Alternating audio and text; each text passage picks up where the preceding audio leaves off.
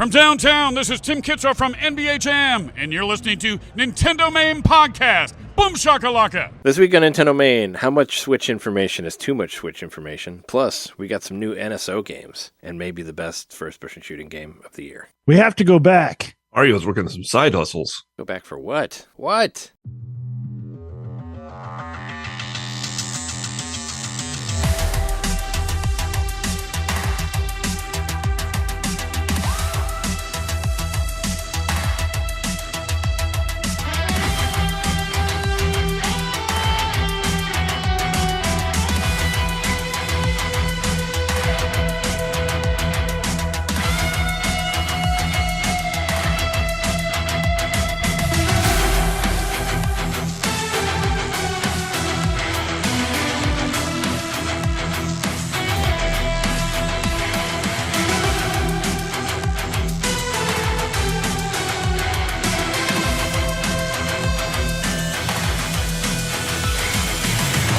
Welcome to NintenDomain Podcast, episode 456. Your place to hear Nintendo fans talk more about Switch 2, plus other things that are happening in the Switch 1 world. And we're your hosts. I'm Trey Conan, more like Nonan Johnson. I'm Jeremy. Finally got that copy of the game that came with my PS5, but didn't work. Mikowski.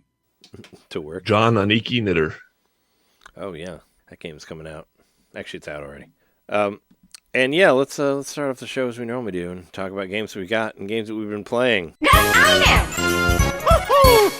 What's everybody been doing? Did anybody check out the new Nintendo Switch Online games that came out? I don't think Jeremy did, but I saw they came out, but I haven't tried it. I did check those out. Yeah, just for a minute, not for very long. I played. They weren't jumping out at me. The Super Ninja Boy is really weird. Like, I think that's a game that all of you should play just to try out the weirdness of it. Super Ninja Boy, I think would be kind of appealing to John because it's like, hey, what if we had an RPG that was also a beat 'em up game? That's basically what it is. Oh, is it? Okay. So I didn't get to that portion of it. I tried it for maybe 5 minutes. Oh, so you like walked 2 steps in the town and you were like, nope. Pretty much. Yeah. That's weird. I mean, you at least saw the spinning legs that kick you at the beginning. That was pretty amazing. The opening cutscene when they punch you and kick you in the face with like really large spinning sprites that hit your face. It's really cool. I don't remember. That was a cool intro. No, I mean, it's it's fine. Like I played it for like an hour or so. Yeah, it's an RPG. It's actually a 2-player RPG too, which is interesting because there's not really that many of those anymore. But yeah, it's basically, and it's an RPG in the way that like, you can you start off in a town, you can buy weapons and stuff to upgrade yourself. And then you walk around the world map, and then whenever you get attacked, it turns into a beat 'em up. So you're basically walking on a 3D plane and punching people, and that's how you do your fighting in the game. And give it a second look. I thought I caught some Earthbound vibes too from the trailer. Oh yeah, I don't know. Maybe the guys look kind of chibi, sort of like them, but it's not really. I mean, it doesn't have. I wouldn't say it has like incredible writing or anything like that. Okay. It's pretty. It's the writing's kind of so-so. It was really kind of like I mean, there's some. I mean, I should have put some of the names down because there is some pretty bad, like, racist, like, English, like, translation stuff in there, which is not good. And it's funny because it's obviously Japanese, but I think it's like China Land is what it says that you're at, which is like, okay, but this game is obviously Japanese, not Chinese, and I don't know. So there's a bunch of stuff, and yeah, it's like Kid Yin, Kid Yang all over again. That was the Mystical Ninja game on Super Nintendo, which it was that time period, so that's kind of what you expect. But I mean, I really like the idea of it. I wish that some like indie studio would do that, would make like a beat 'em up RPG where you can like, it's more. I know they have beat 'em ups that have like RPG aspects to it, like what was it? The girl one. I can't remember the name of it. That one had RPG stuff in it, and the Scott Pilgrim one did too, where you could like level up and and like upgrade your moves and whatnot. But it'd be cool to have one more like that, where you walk around the world map and you get attacked by a enemy, and and then you have to fight in a regular beat 'em up. So that part's cool. I mean, some of the controls are not like as responsive as it could be, I guess, and it also, since it's a Super Nintendo game, like the random battles are just like every other step. Like I was like in a cave, and it was like one after another after another after another. But the fun thing is, if you accidentally die in the random battles, you can just rewind it and go back and then not die. So I did that. The fun of rewind. But the best thing out of the new Nintendo Switch Online games that I thought was Fatal Fury 2 for Super Nintendo. What a really weird game to drop on there. Like, especially since we have like arcade perfect ports of like all the Fatal Fury games like on Switch already, like through the hamster like arcade archive stuff, which I have a couple of them, but I don't have this one, I guess. There's a lot of them, right? Yeah, there's a lot. I mean, there's a good amount of them. I mean, there's the bunch of Fatal Furies, and there's probably even more King of Fighters, I think, than Fatal Furies, but they were the first fighting game, maybe. Fatal Fury. Well, someone said that. I mean, Fatal Fury 1. Fatal Fury 1 came out after Street Fighter 1, so it's before Street Fighter 2. So there you go. What about Dragon? I think we talked about this before though, where what was it? Terry Bogard was originally going to be a main character in Street Fighter 1, but they didn't like how American he looked. They wanted him to be more like, what we ended up with, like Ryu and Ken. But I guess the guy who created like Fatal Fury and King of Fighters and all that was like on Capcom when Street Fighter 1 was made. So Terry Bogard was an idea, was like a sketched out idea, and then he went and started his own thing and made Fatal Fury with Terry Bogard there. So yeah, if you're interested in any of those characters from the Fatal Fury series, I mean, it's pretty good. It's got that 2-lane combat, which is always kind of weird for fighting games, where you can like jump in and out of the background. Like that was a big thing in Fatal Fury 1, and it's still happening in Fatal Fury 2. They kind of got rid of it in the later stuff, but it's still kind of fun to fuck around with. I beat the game with Joe Higashi, who was he's a character I always played as for the Marvel vs. Capcom 2 game on GameCube. I like him. He throws tornadoes. He's basically a boxer that throws tornadoes. I mean, how can you argue with that? He was in Marvel vs. Capcom, but he's an SNK character? He's not in Marvel vs. Capcom. He's in Capcom vs. SNK. Oh, you said Marvel vs. Capcom. I said Capcom vs. SNK 2. Check the tapes. Okay. I'm pretty sure I said Capcom vs. SNK 2. I thought you said Chuck E. Cheese versus Showbiz. I wish he was in there. That'd be a game. He is in Capcom vs. SNK 2, the Millennium one that I have on GameCube. But anyway, I beat the game with him. It was once again, the fun thing about playing stuff is on here is if you accidentally die, you just rewind and go back and do a different move, and then you're good. Just like real life. So I did do that a couple times because I don't want to play through the whole level again. When I got the guy almost beat, and some of those later guys are like really annoying, especially that dude with the fucking stick. Fuck him. Oh, is it the same guy from Punch Out? No, it's not the Punch Out guy. He's a different guy. No, he was in Fatal Fury 1. He's a different stick guy. He was in Fatal Fury 1, which predates the stick guy, Hoy Quarlo or whatever. I still hate that guy. I did actually, before they added the NSO stuff, I was just itching to play the leverless again, and I just jumped on Super Nintendo and I played Super Punch Out with the leverless controller, and that felt cool. Like that was fun to do. Because it's just like back and forth, and it was easier to alternate the punches, because the buttons are bigger and all that, and it's just, I was doing that. And it was an arcade game originally. So true, yeah, but I mean, it didn't play as well. I mean, I've played both of those at Galloping Ghost, or I think I originally played it at the other one, the one that's here. I forget what it's called. The Logan other Arcade, not Logan. The other one that was here. It was like the original one, Emporium. That was the first time I played it. Was at the Emporium on Milwaukee. But yeah, I mean, they got some of the characters in there, but it doesn't play as well. But yeah, check out Fatal Fury 2 on Super Nintendo. It's awesome. I didn't play the other game, the one that's in Japanese. Did you play that one, John? The one that's like from Satellaview or something, maybe? Oh yeah, I did try it. It was a little confusing at first. Yeah, maybe I didn't play it because it wasn't in English, and I didn't have the patience for it at the time. I mean, I played through all of Fatal Fury 2, but not that one. I was like, oh no, I'm not gonna play that one. Is the music better or something? The Japanese one? I don't remember the music. I don't remember what it was called even. Is it in the notes?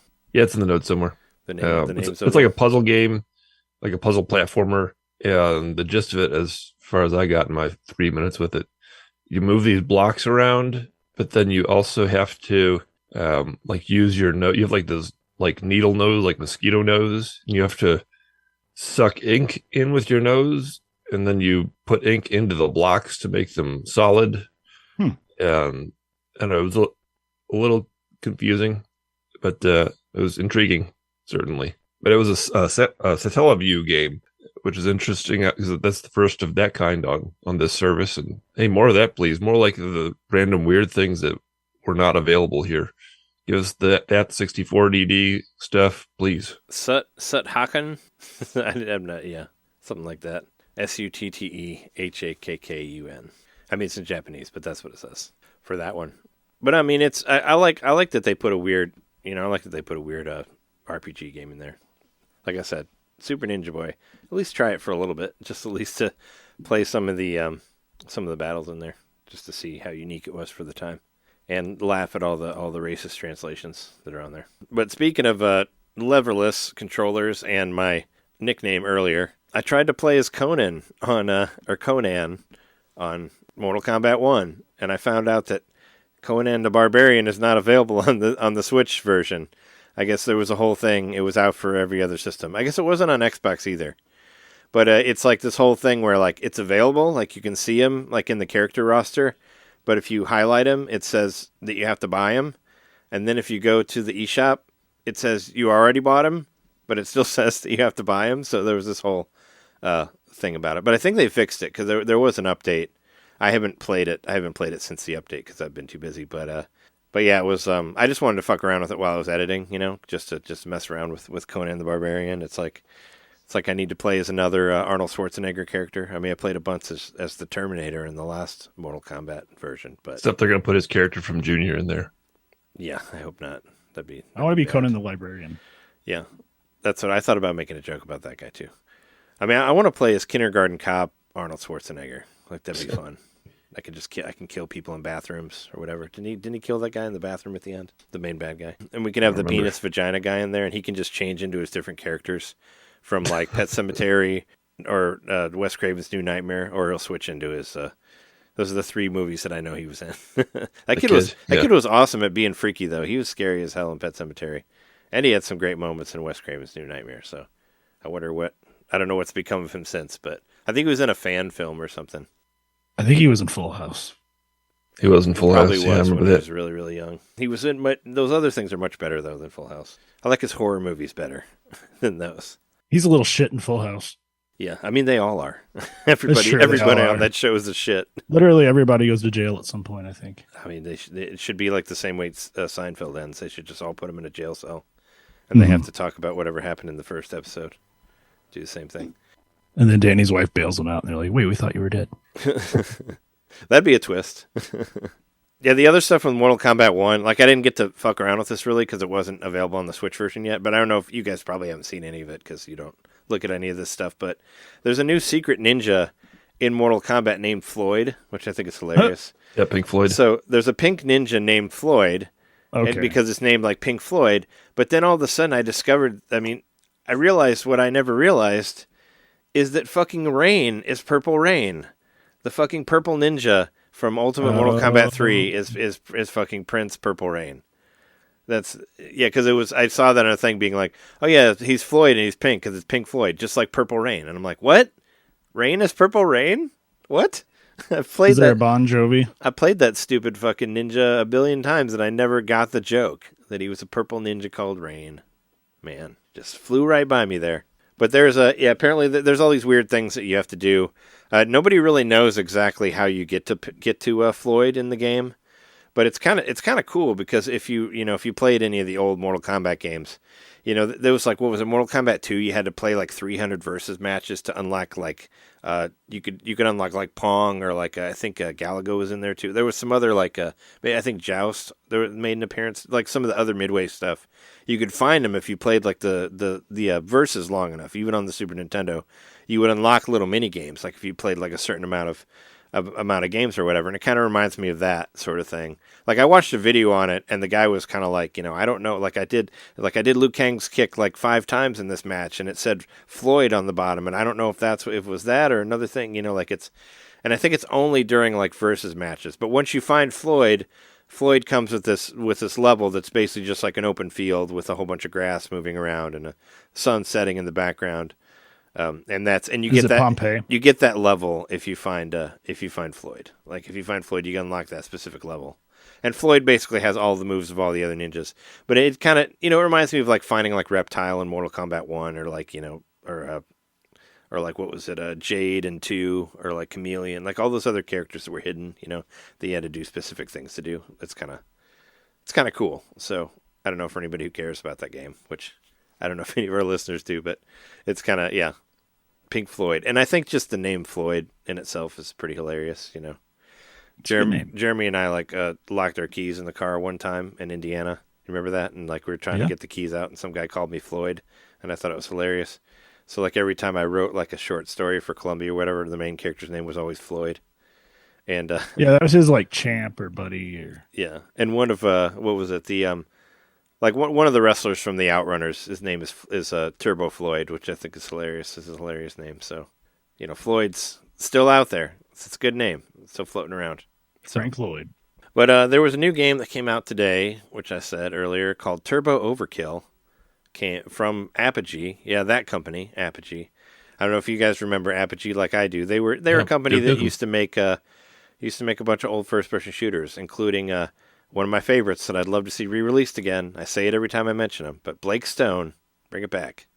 That was a fun-ass sci-fi first-person shooter that predates Wolfenstein even. So that's an old one, oldie but a goodie. But yeah, I always think of Apogee from like Wolfenstein and like Blake Stone and like those other kind of weird first person shooters. And this game, I guess I followed it before on Twitter because I just had like just opened up the app for the hell of it, and it's like, oh yeah, Turbo Overkill out today on Switch, free demo. So I was like, oh cool. I never even heard of this game before. You said you were following it for a minute. I must have, I'm still following. It said that I was following it, so I must have saw it at some point and like clicked on it and was like, oh hey, that looks cool.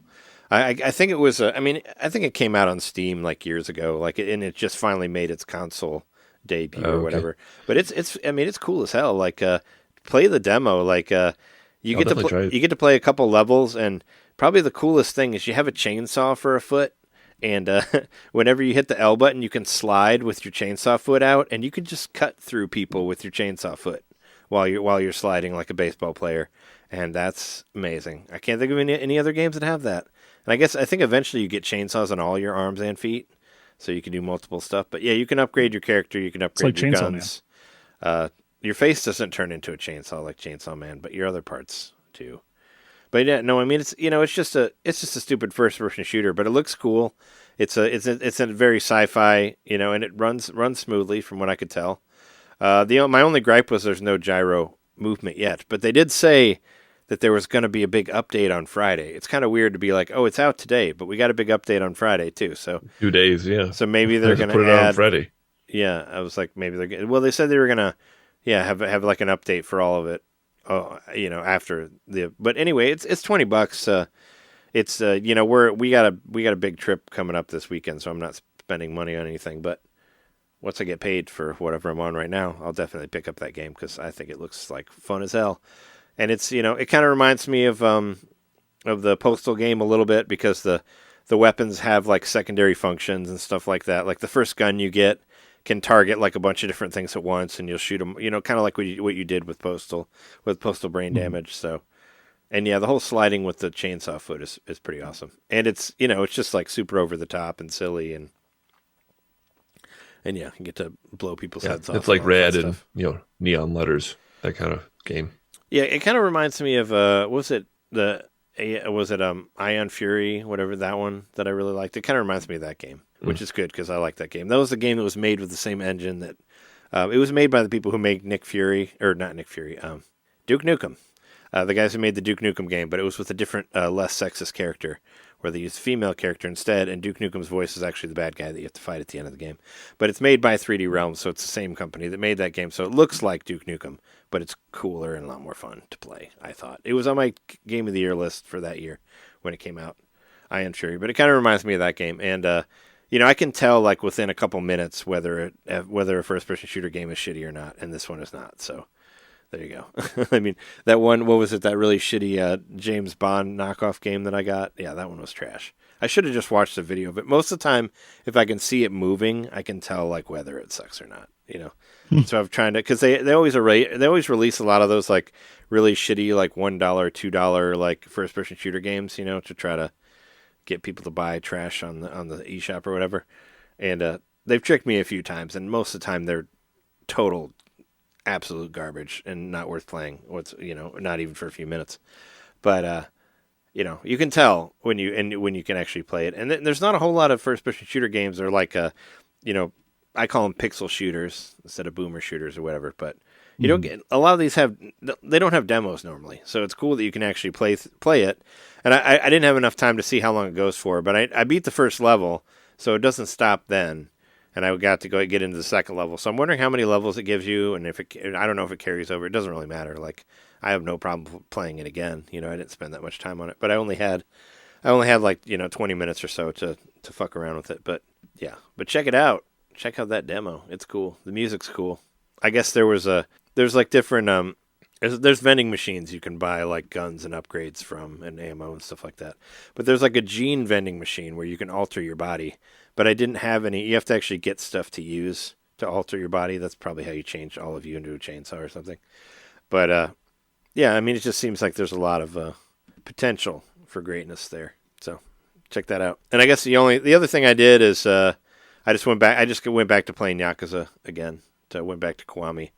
I put another 10 hours in that game, so I'm at like over 40 hours now. And I'm on like chapter 8, I think, and there's like 12 chapters left. I met with Nishiki at the bar. That's like Kiryu's like friend that he goes to jail for, but Nishiki becomes a evil crime lord while Kiryu's in jail, and then you come back and they try to have a nice chat at a bar, and it doesn't go well, and he ends up sicking all of his gang members on him, and you get to fight a bunch of people at once. So that was fun.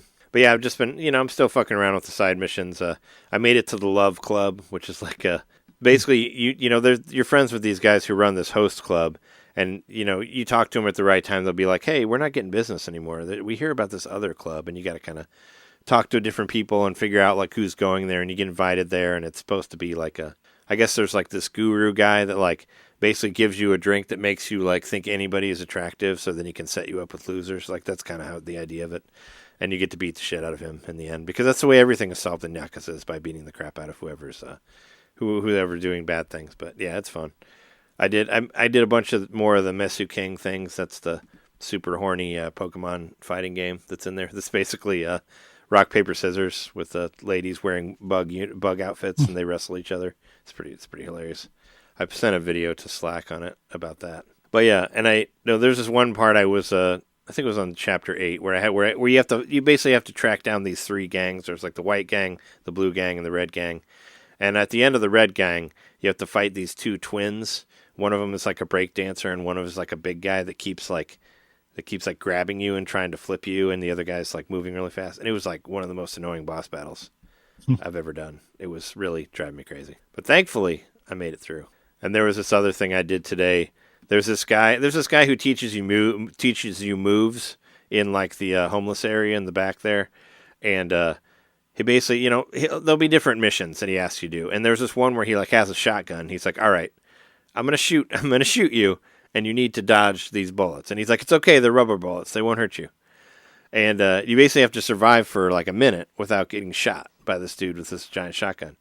And I could not figure out how to do it. Like I kept trying to like dodge at the right time and run around or whatever, and I was just getting really frustrated. So I just checked online just to see what people said, and they're like, you could just attack him and he won't hit you. And I was like, really? So I tried that out today, and I just went up and I just punched him in the face over and over and over again for a minute, and it was just hilarious because he just could never get a shot out. I was just like boop boop poop, just kept like just punching him like every other second, just so he couldn't. Just I didn't want to finish the combo in case he'd try to dodge it or whatever. But yeah, I just went and punched him in the face for like a minute straight, and then that was that. And then it's like, success, you did it, and I'm like, awesome. So that was funny. It's like if you can't make it through, like I said, just punch the guy. If you don't know what to do on Yakuza, just go up and that's what you have to do. The Gang Brothers. I was surprised that I didn't think of that. Just go up and punch him in the face. That's the way it works. It's the way everything works. It's how life works in the world of Kamurocho. Just go punch people. But yeah, anyway, that game's awesome still. I was whenever we were, I had like, I edited the giant podcast that we did where we talked about our favorite things that are not video games. That's our latest Patreon episode. Go to patreon.com/NintenDomain podcast. You can hear that. I was editing that, and I don't know why I was playing it. I guess I was just thinking about Yakuza, and I was like, I haven't played that game in a while. And I wanted to play, what was it? I was going to play Ease, but I couldn't find, like I had the Mortal Kombat game in there, and I couldn't find it at the time. I mean, I didn't lose it. I found it, but I just was like, I can't play that. I was like, well, let's do Yakuza. We haven't played that in a while, so I jumped back on that and put a good 12 hours in it or so. So back on that train. But yeah, I mean, that's part of like the 4 or 5 games that I'm going to try to get through before Switch 2 happens or before something else comes out to distract me. But, good shit. But that's fine for me. Well, this week I had a metaphorical crisis because still I was talking about it last week, and I was at the very end of Metaphor, Refantazio, and I basically had saved myself into a corner because I didn't do things right. So it took me about 2 days to do it. I just couldn't work up the gumption, but finally I was just like, fuck it. Did you learn anything about... I went back about 35 hours. About checking guides sometimes? I looked at a couple guides, and... I know you get real adamant about not checking them, but... Honestly, I didn't really need the guide to tell me what I did wrong, because I was looking at, like I said, there's a feature where you can see how random other players are being the challenger on, and everybody had these really high archetypes that I hadn't discovered yet. So I'm like, oh shit, that's that's bad. That's kind of the thing that I don't, I like to play games without checking online for stuff too, to a point. But the thing that always freaks me out about most Atlas games, like the Persona games and stuff like this, is the whole FOMO thing. Where a lot of Persona stuff, if you don't know about a thing and you aren't actually looking for it, you can miss whole extra characters or extra stories or whatever. If you're just kind of just going through the game and not thinking about it, you'll miss a bunch of shit. So that's kind of why I'm always kind of a little freaked out about trying to catch everything. But also it's you don't want to have to go back just because you didn't talk to one person enough or what, that sort of thing. Right. I won't get that far, but there is there's certain things where I'm like, oh no, I really want to do that, and I don't want to fuck it up because sometimes you can if you just don't do things. I was playing bad at the end of the game, and I was skipping ahead too much because you can just skip ahead if you want.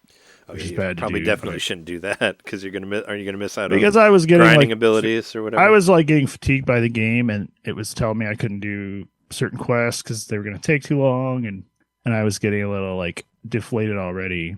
But I went back to, like I said, I went back quite a bit, but I'm doing the whole last section of the game now, and I'm doing it right this time. So I'm already having a lot more success. I will say, and I'm kind of embarrassed to admit it, but my real breaking point was when I took it down to the lowest difficulty level. There's one below, easy. Oh. If you go to that, you can't change it back. Oh, really? So I made a separate save, and I did that, cool. And I still couldn't beat the last boss. I just wanted to be done with it because I thought there was nothing I could do besides go back, and I was going to do it eventually, but instead I gussied up and I did it, and I'm happy because I caught up. I'm already very close to where I was before in progress, but I have a bunch of extra days left, and I'm set to just go fight the boss whenever I want, instead of playing the whole dungeon in one day like I had to do last time.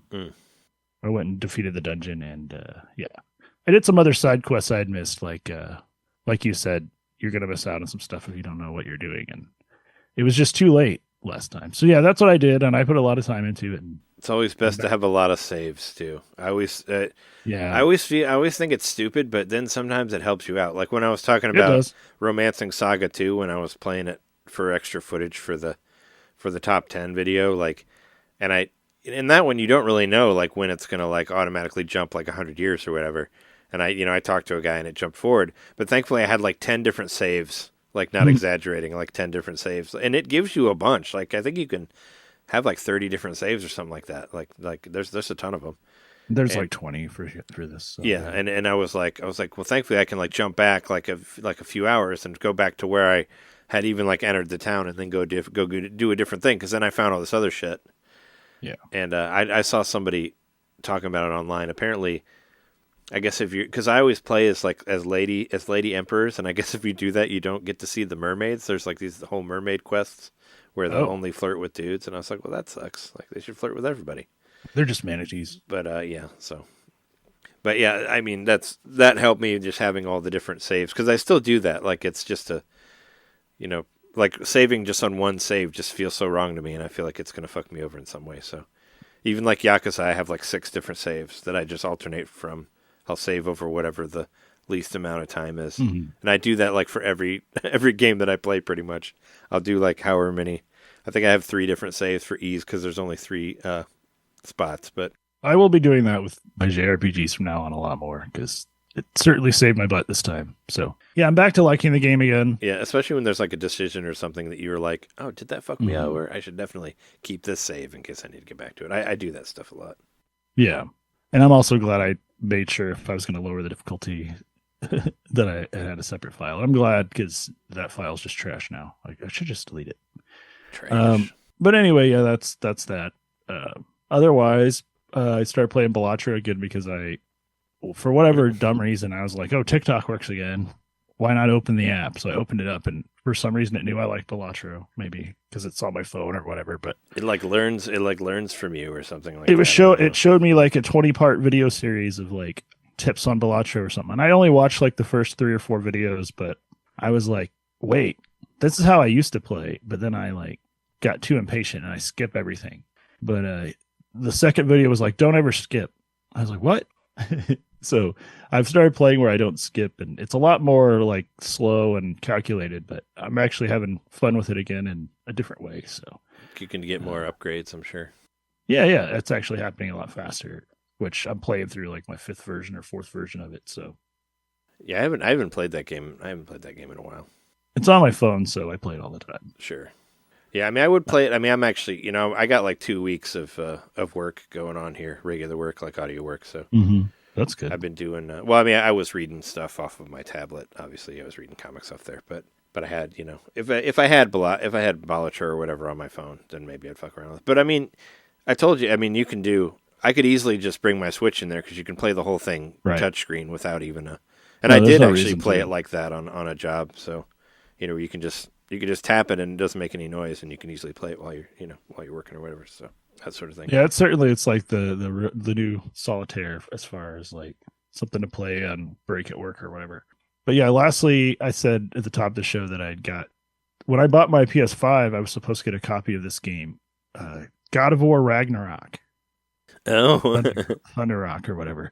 I was supposed to get a copy of it, and they gave me a code and everything, and it came. Yeah, it's the one that.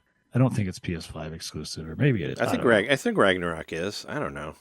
I gave up on God of War a long time ago. Whatever, it's the best looking game I've seen on the console, and it's silly. I mean, I'm not really having much fun with it, but it looks really good. Yeah, those fucking dad simulators, I'm not into it. I don't want to play a game where the kid's a little like I didn't play the first one. Drag a fucking kid around everywhere. Right. I played the first one like a couple hours into it, and then I think I gave the game back or whatever. I actually think I have it now, but because it's part of the downloads, but I haven't played it. But no, this one takes place later, and the kid's a little older. I don't know if that means he's still going to suck because he's a teenager now, but but I mean, it just looks really cool. Like it's got real time beard growth. Not really, but I think his beard's just out the whole time, right? Or does it get bigger? Yeah, that's his Norse look.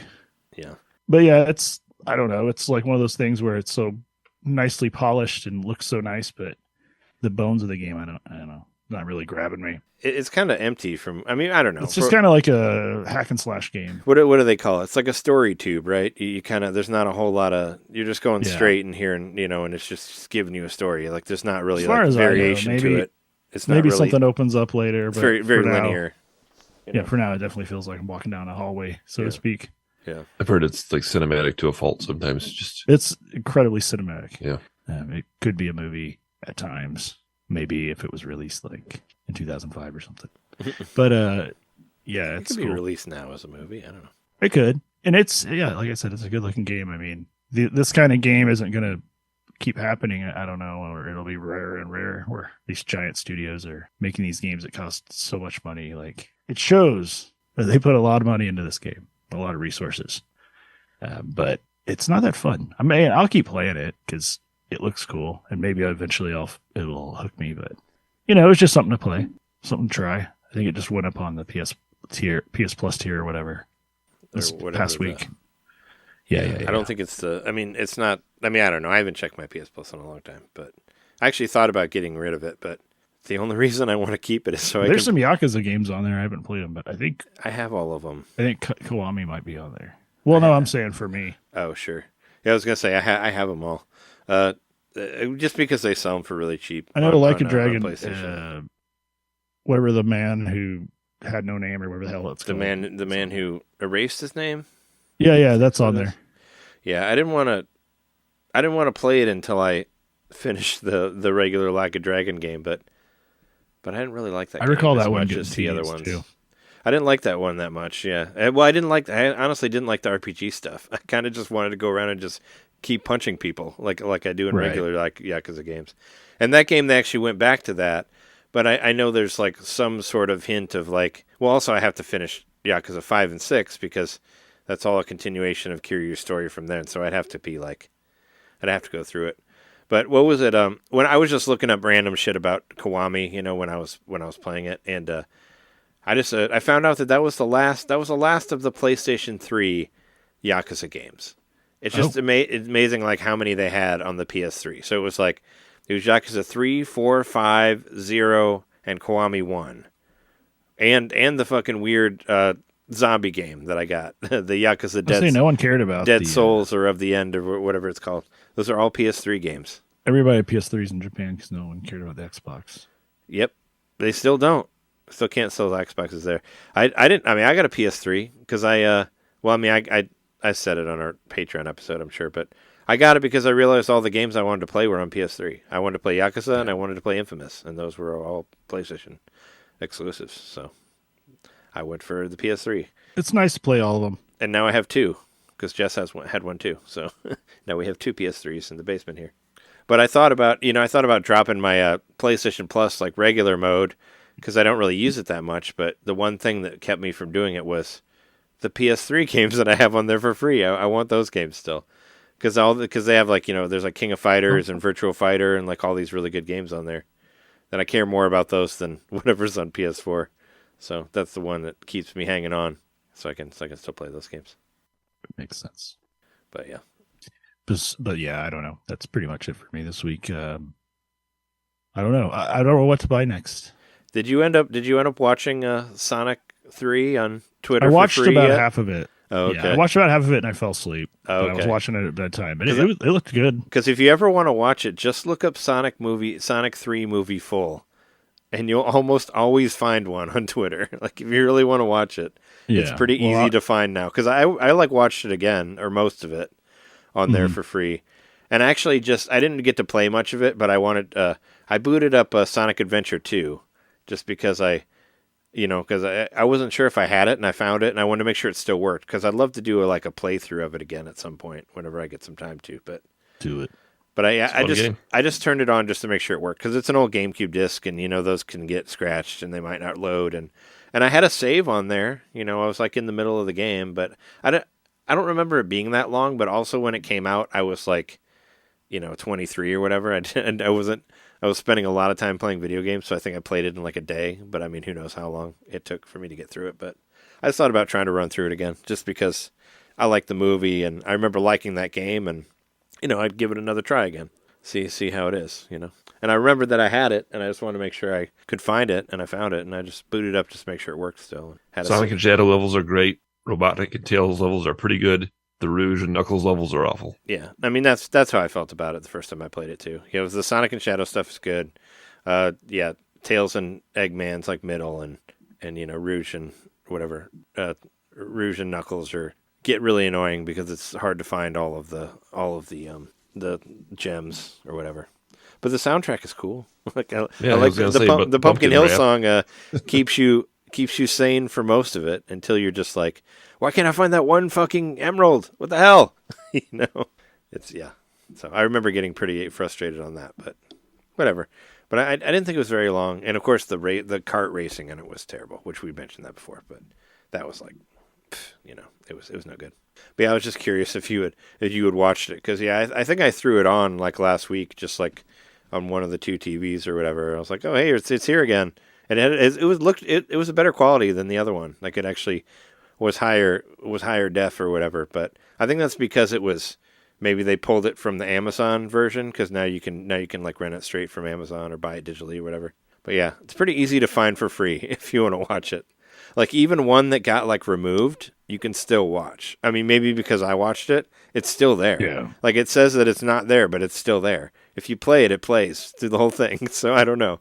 maybe they found a way around the system or whatever. But maybe that'll be my new movie hub. I mean, did you enjoy what you saw of it? Yeah, I liked what I saw. I had it set up at I put it on like right around bedtime, and I had like set my phone up on the side of the bed and watched it and fell asleep.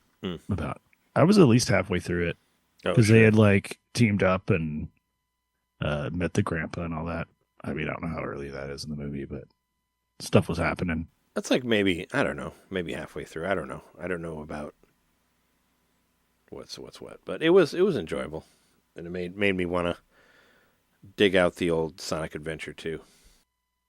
It was interesting because every time you meet like in a show like this one, like somebody meets a family member that disappeared or whatever, they're always like big shitheads, it seems like. But his grandpa's nice.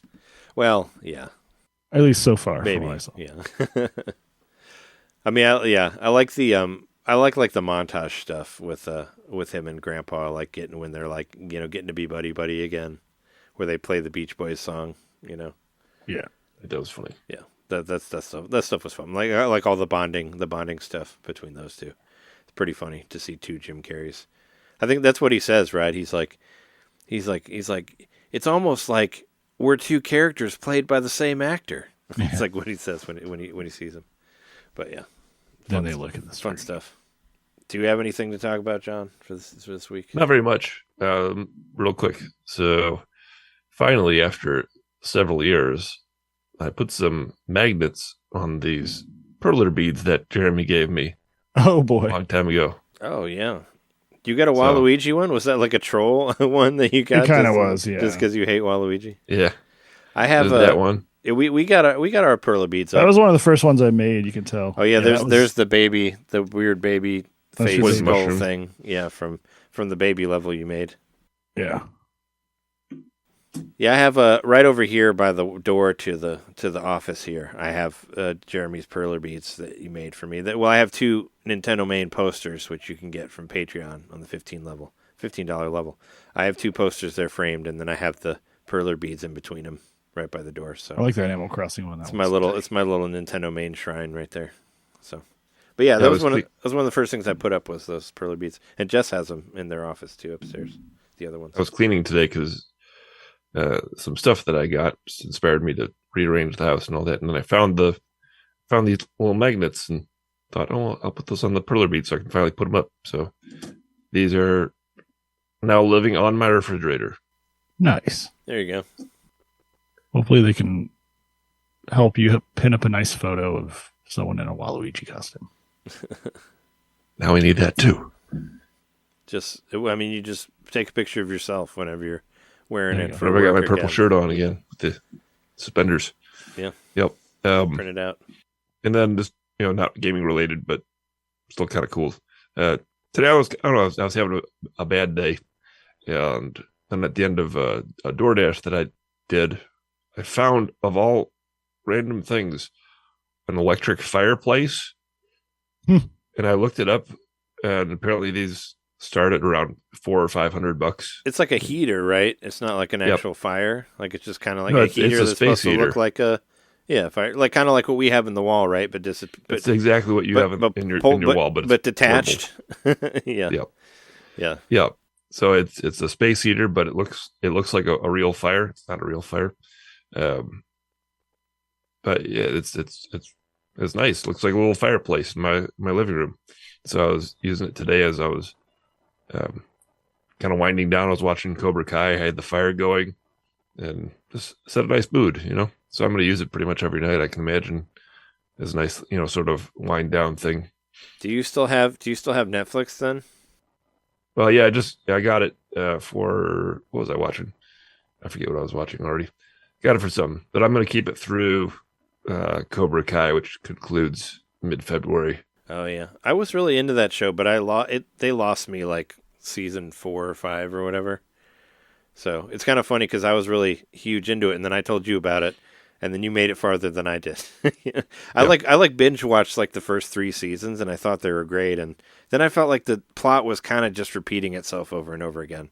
It's kind of like it's like how many tournaments can we win, or how many tournaments with new characters from old movies can appear, and it's kind of like everything's kind of the same. So it's sort of like I kind of got a little bored with it. I don't know. I didn't get bored with it. I mean, I'll come back to it at some point, but I felt like a lot of the plot lines were kind of like repeating themselves. It's just like, oh, let's do it again, but with this guy from Karate Kid 3. It's like, we kind of did this already. You know? I don't know. Yeah, it's like how many times can we make like... It's like how many times can we make karate tournaments like the main theme? I guess that's all they can do, but it's kind of like, I don't know. It seemed like a little repetitive to me. So, I mean, they've been doing the last season now for like, seems like about a year, but they split it up in 3 parts. And the third and final part comes mid-February. And I feel like this last season, this last 3-part season has really ramped it up. And I never felt like it lost a step personally. I've been enjoying it the whole time. But I do feel like this last season has really like upped the stakes, and they're in a different country right now. They're in Spain. Yes, they're in a tournament. But what else? How else is this going to end? That's exactly. I'm saying doing a tournament. I mean that.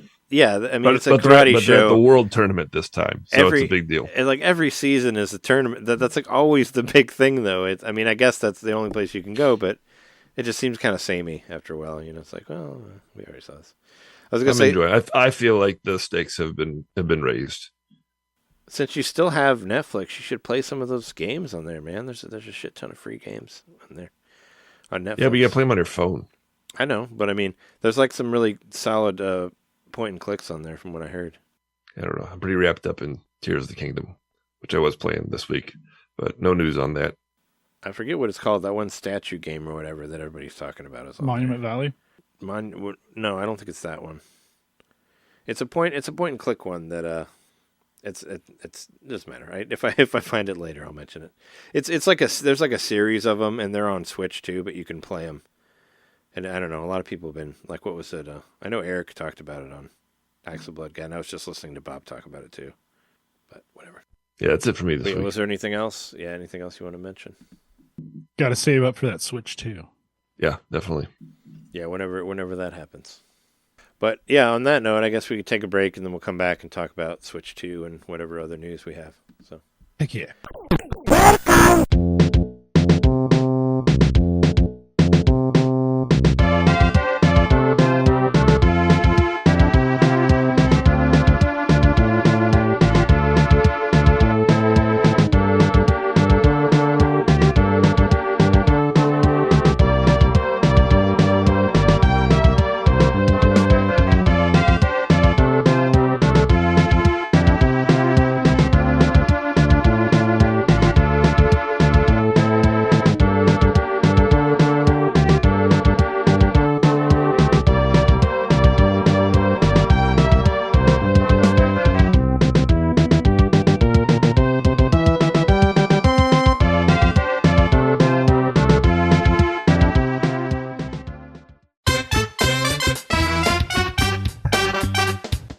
Hey, you. It's me, Mario. Yeah, you. Subscribe to our Patreon to hear our bonus shows, which happen every month. I'm tired. Tired of all the big corporate podcasts spoon-feeding you the same old video game news on every single show? Spaghetti. Ravioli. Then expand! With NintenDomain Expansion Pack. It's us talking about old games that were important to us. It's us interviewing people that we meet at conventions. And heck, it's live shows from those same conventions. It's basically everything you could want that NintenDomain ever made. Here we go! And it's just $1 a month. That's less than a bad indie on the eShop. It's $12 a year, which is less than Nintendo Switch Online. Thank you so much for subscribing to our Patreon and supporting NintenDomain. Just go to patreon.com/NintenDomain podcast and, hey, Mario, let go. Whoa! Whoa! Whoa! Whoa! He's throwing us back to the show! So long, Bowser! Patreon.com/NintenDomain Podcast. Game over!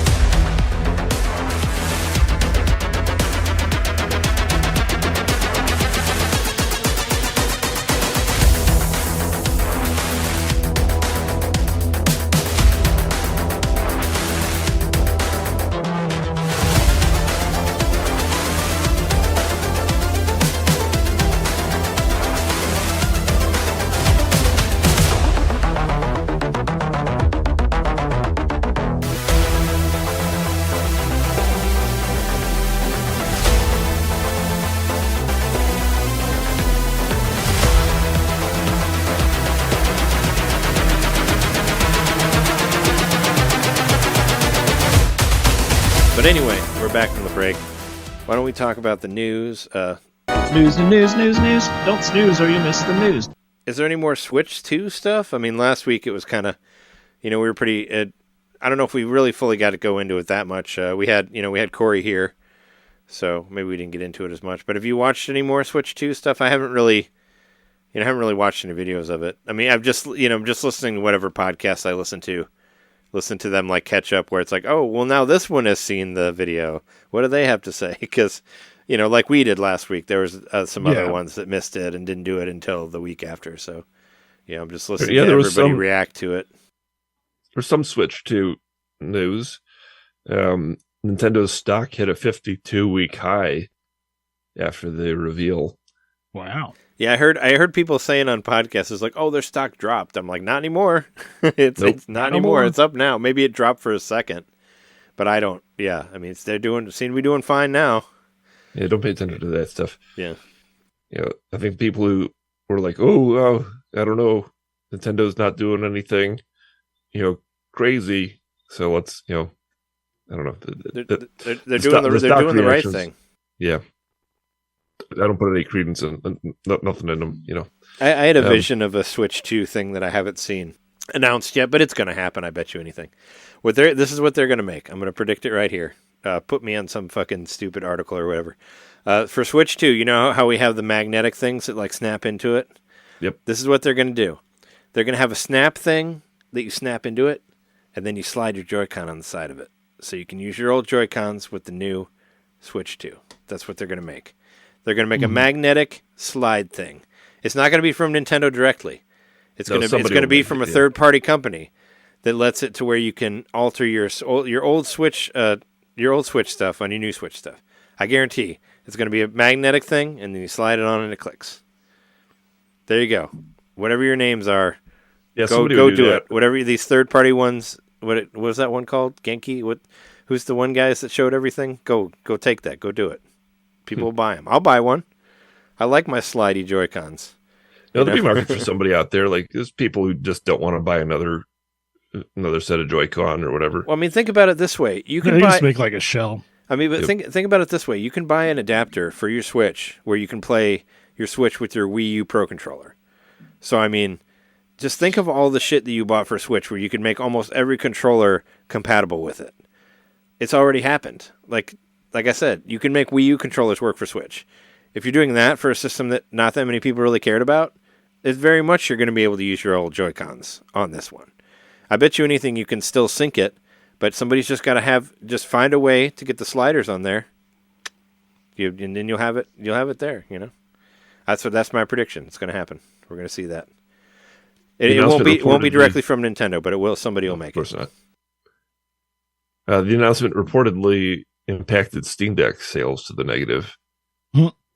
Apparently, I also heard they bounced back up this past week, but Steam Deck is so like niche though. It's not really. I wouldn't consider it like a direct Nintendo competitor. It's. I mean, you got to have like that hacker mentality for it, right? Or you got to know how to move things around. Like not everything doesn't automatically run on it. From what I heard, there's a lot of tinkering that you got to do. Yeah. Like to get things that aren't like directly Steam or whatever, like to work on there. Where you can get things to do it, but you gotta fuck with the innards of it to get it running right or whatever. It's more of a hobbyist thing than where Switch is just you put it in there, it works, it's fine for the most part. I would venture to say that every parent of a child has heard of Nintendo and the Switch, whereas maybe the number of people of that same group who's heard of the Steam Deck, I don't know, what, 10%, 15%? Yeah, or like I was gonna say, or think of it this way: like, how many people do you know that own a Switch? I know a lot of people who own a Switch. I only know one person that has a Steam Deck. That's John Wedgeworth. So Same. It's like, and I know a lot of people who have Switches. I've only ever the only seen one I know once. that I've seen his. He showed it. Actually, to me. I know two people. A friend of mine got one recently. Yeah. But Actually, Joe has one too. But I don't hear about him playing it like from the stream. Joe from the stream. Oh, from the stream. Yeah, who's been on our show. And this is probably the most relevant piece of Switch 2 news. Pre-orders have gone live at one European retailer in Italy, and the price is even lower than expected. So it went up for 364 euros, which translates to about $379. Yeah, I think it's going to be 4 at least. I think it's going to be 4 even. Yeah, I don't doubt that. Maybe in Italy that's the price, 364 euros, whatever. I think they're just making. I think they're just making a placeholder for it. I don't think they know anything extra that anybody else doesn't. I think it's just they're just guessing. It could be too, but if you're putting down that money, I guess maybe they could always charge you the difference if it's more, or give you a refund a little bit if it's less. I mean, I wouldn't put all of it down for anything until I hear it directly from Nintendo. I wouldn't be like, here's a $375 random internet website. You'll use my money for the right things. You won't just run off with it and whatever, buy drugs with it or whatever you do. Automatically lose my number and just continually steal money from me for the next eternity, like most shitty websites do. That's a new kind of virtual reality game. But I don't know. I mean, 400 seems right. I guess I don't know. It seems weird because the OLED was 350, and it's not really that much of more of a price point. But maybe they'll just drop the price of everything because like the Switch was 300 and that never dropped, and the Switch Lite was 200 and the OLED was 350. So it's like the Lite's down close to 100, right? The Lite's still $199, I think. No, is it? Okay. It's still $200. If they took it down to 100, I would probably. I mean, you could probably buy a used one for around 100, like a refurbished or used one or whatever. But if you want like a new one, what if they made an OLED Lite? What if? I mean, what they need to do is make like if the Switch 2 like doesn't have Joy-Con drift and all that, they need to do a Switch 2 Lite. So that's why I was always like, I don't know how you would ever sell a Lite, because if your Joy-Cons get fucked, and they will, you gotta get a whole new Lite. Like you can't just get a different Joy-Con.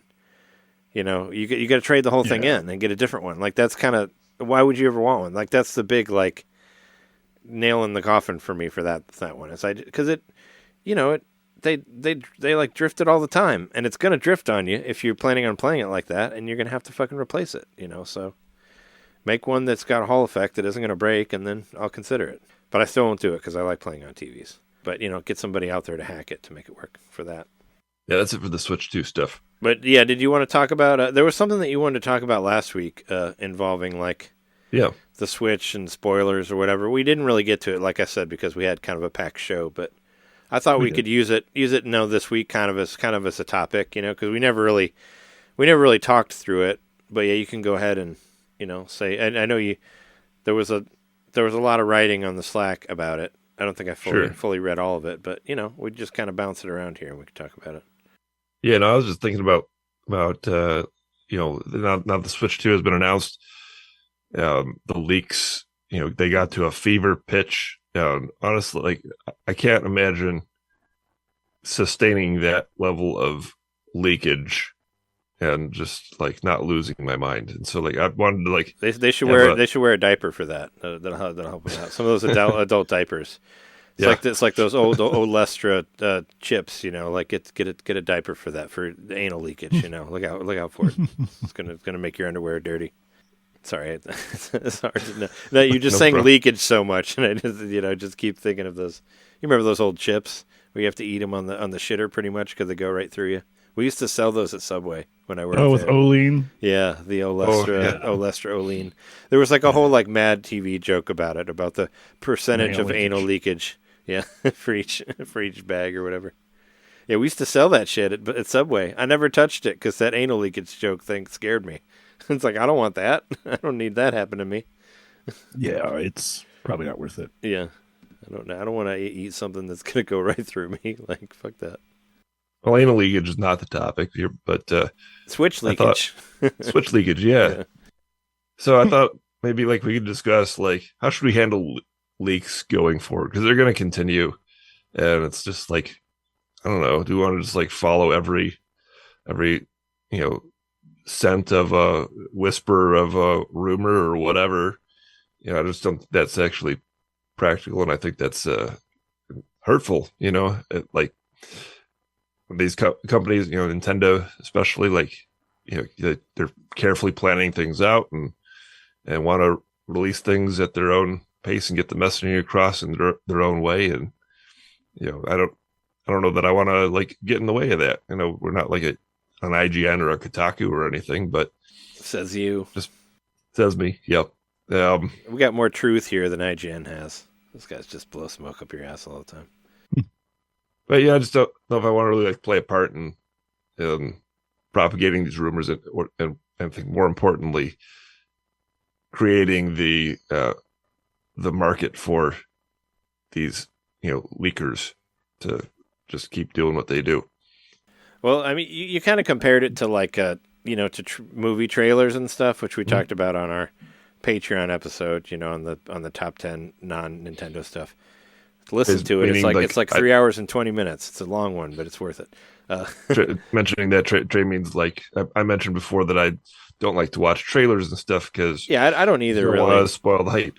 But I think that's different from like a system leak per se. Mm-hmm. Trailers, like they're going to show you like whole scenes where if I want to see a movie, I'll just go see the movie. I don't need to see anything about it. I'd rather come into it not really knowing anything. Like, 'cause that's great. Like, I was listening to I've been listening to a lot of books on tape lately. Actually, just like a couple. But I was listening to I was listening to that Retronauts episode where they were talking about games that were influenced by Stephen King, and I used to read a lot of Stephen King books. So I was like, you know what? I'm just going to listen to Stephen King's books like from the beginning for however long I get tired of it. So I listened to Carrie and Salem's Lot, and I was like halfway through Salem's Lot, and like you have no idea where that book's going to go. Like it would have been, I'm sure the cover of it showed like a vampire on it or not, and you kind of have an idea, but it would be so much fun to read it and not know what's going on because it goes through like 4 or 5 chapters before they even mention vampires.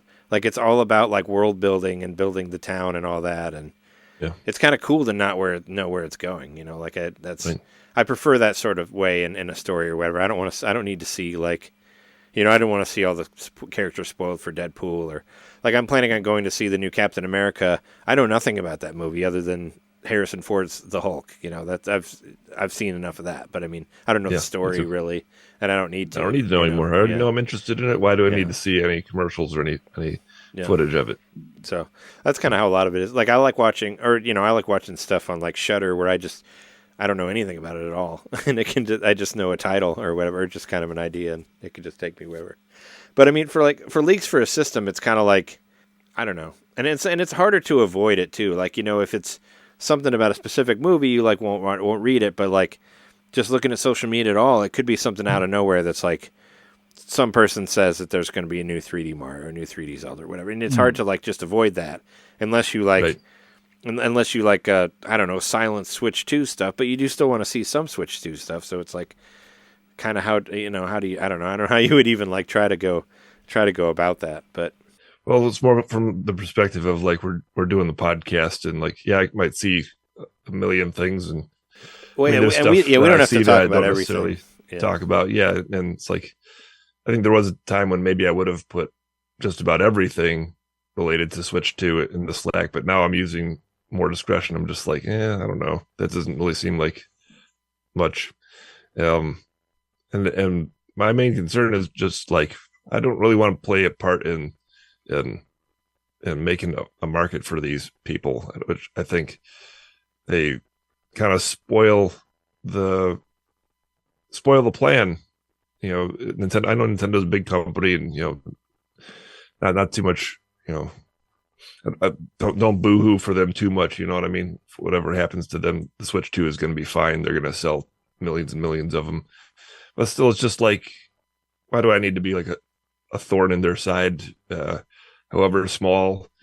And why do I need to support these leakers and stuff? I don't know. What do they get out of it? They get likes. They get some social media notoriety. I don't know, all the kind of icky things that I just don't really want to like be a part of. And less and less these days do I even participate in social media. And I think that's the whole reward for them, is just like, oh, they get some attention, they get some likes. Mm-hmm. This makes me feel a bit icky to push their leaks out there, in any capacity on our show. Did you ever watch that? I forget if it was on Game Explain or Nintendo Life. Like one of them, like basically made like a fake account and came out with a whole bunch of, fake, just a whole bunch of like random predictions for. Yeah, that was Good Vibes Gaming, I think. For like, no, I thought it was one of the guys. I mean, maybe they're on there now, but I thought it was somebody from like, because they were on another podcast I listened to. I thought it was from Game Explain before like everybody quit that. Or Nintendo Life, but they did where they came up with a whole bunch of fake predictions, and like they deleted everything except for the ones that were right, and then they were like, oh, see, I predicted this like months ago before that, and just made a fake account and just showing how easy it is to do the things that people are doing, be like, oh no, I predicted that. It was like, well, no, I didn't. I just put a bunch of tweets out earlier, and I'll just delete all the other ones that are wrong. And I'll only show you the ones that are old that are right, and just be like, right. I'm Nostradamus or whatever. So like, that sort of thing. So F Nate the hate. That's what I'm saying. No, we've already talked shit about that guy. Yeah, well, you got to bring somebody. Once like people start talking about it in like the other press, though, it's hard not to talk about it on the show. Like maybe we are promoting the leak in a way, but I mean, it kind of depends on what beyond our. It depends on what it is, I guess, like... Yeah. I mean, it's like some, honestly, when I look at a lot of news stories, some of them I'll be like, I don't want to talk about that. So I won't post it to Slack, and then I'll see it show up later from either of you. But sometimes it's like, do I really need to say anything about that? Not even Switch 2 related. It's like, that one's not really saying that much. I guess it depends on how much you care about whatever it is and whether you want to, like, indulge about it or give your own anecdotes or whatnot. That sort of thing. But yeah, at one point I wanted to like not even mention like rumors at all on the podcast, but it's like, sometimes you just need stuff to talk about. And it needs to be rumors because you don't have anything else. Yeah. Like there's not enough, it's too slow a news day or whatever. And we're going to be here for the rumors and the actual news and the reception of that stuff. And, we'll be here the whole time. So, yeah. So I don't know. But yeah, it's an interesting thing to think about, to be like, maybe we could go back to our highlighting thing and try to highlight whatever rumors we want to talk about. We still sort of do, but not as much in the notes. But we should talk about just regular news here. I do want to talk about the games that came out this week because one of them was on your nickname, John, so we have to mention it. Yeah. I was just looking at the eShop as I normally do weekly just to see whatever's coming out. I already said Turbo Overkill. Check out that demo. It's cool. First-person shooter from Apogee. I'm glad they're doing stuff. But right next to Turbo Overkill was the Chowaniki Collection, which is actually only 2 games, and kind of pricey for only 2 games. It's like $45. It's 2 games a collection. But Chowaniki is, it's like a shoot 'em up with very burly, mostly naked guys. Oh, yeah, I remember flying around. I remember John got me a Chowaniki game for Wii back when you could, like, give stuff to each other like over the internet, which bring that back, please. That was a cool thing. So instead of a cute 'em up, it's like a brood 'em up. Kinda, yeah. I think isn't there kind of like a sort of lewd one? I don't know. I heard Retronauts talking about it, where there's one that might involve like some sort of liquid projectile shooting out of your wiener or whatever, like some kind of homoerotic stuff involved in some of the later ones. I never played those ones, but yeah, I don't know. I'm not willing to put $45 into this, but it's. I mean, if it was like a Choaniki one that had maybe more than 2 games, and it was like you just got to shoot your shot sometimes. $20, maybe I'd be interested in it, but nice. I never really got into them shoot 'em ups. But yeah, it's there. It's also this one. It's just funny that it's Neptunia Riders versus Dogoos, which this is basically in the Hyperdimension Neptunia world, which I've mentioned before on this show. Hyperdimension Neptunia is like there was like an RPG series where there's 3 different girls and they all represent like the 3 main companies. So there's like actually 4. So there's like the Nintendo girl, and there's the Microsoft girl, and there's the Sega girl, and there's the PlayStation girl, or no, the Dreamcast.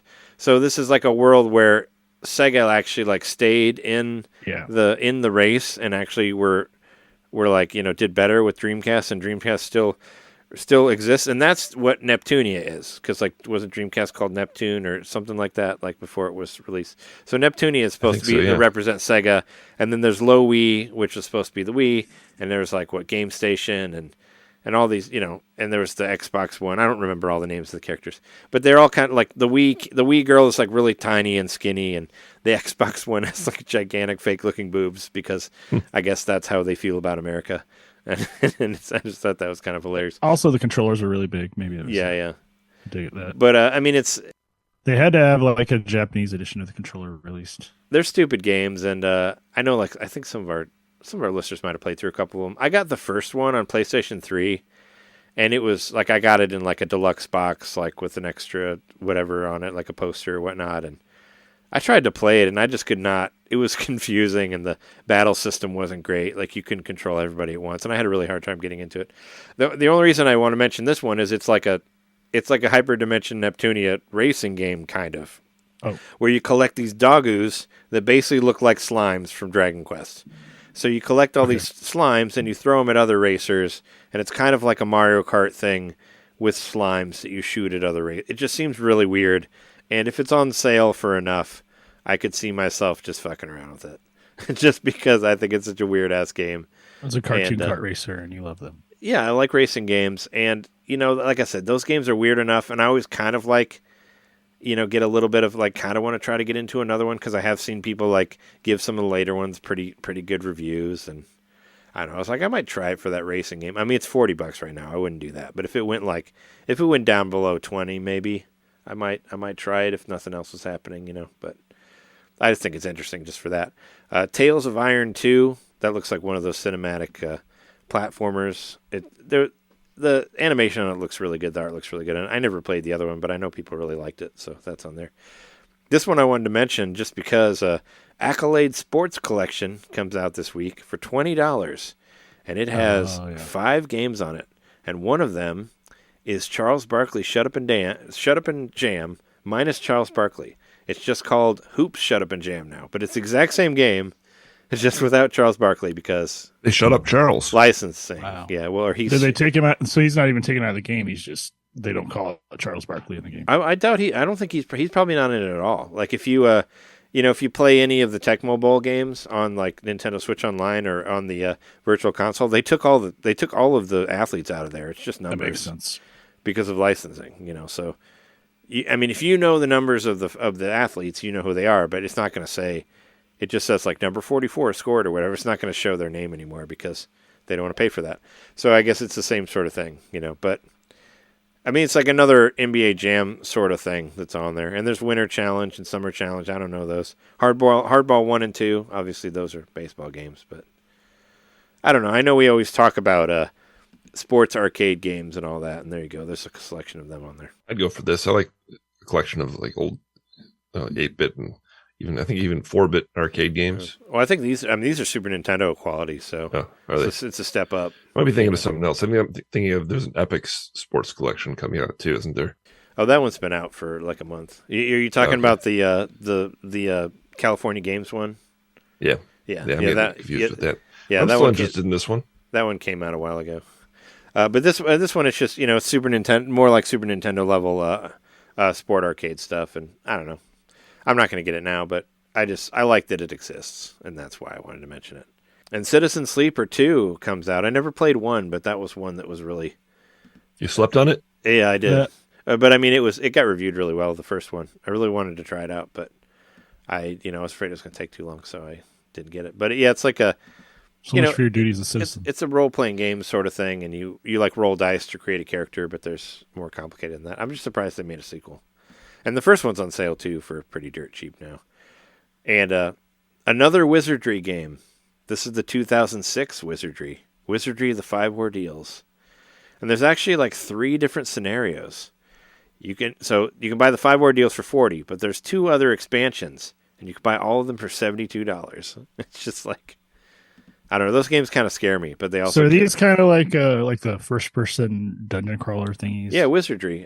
Wizardry, the original one, like influenced Final Fantasy, Dragon Quest. Like so many like Japanese RPGs were influenced by Wizardry, which apparently they did a really good remake of it, a re-release of it. Digital Eclipse did, but this is like a newer Wizardry that came out in 2005 that was supposed to be kind of like a remake of the original Wizardry, yeah, that they're re-releasing or whatever. So, Wizardry, if you like that, it's out there.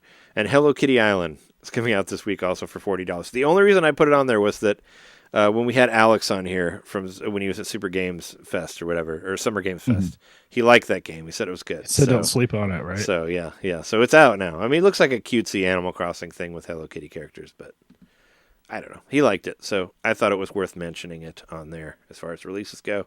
But aside from that, what else is there on here? What hasn't been...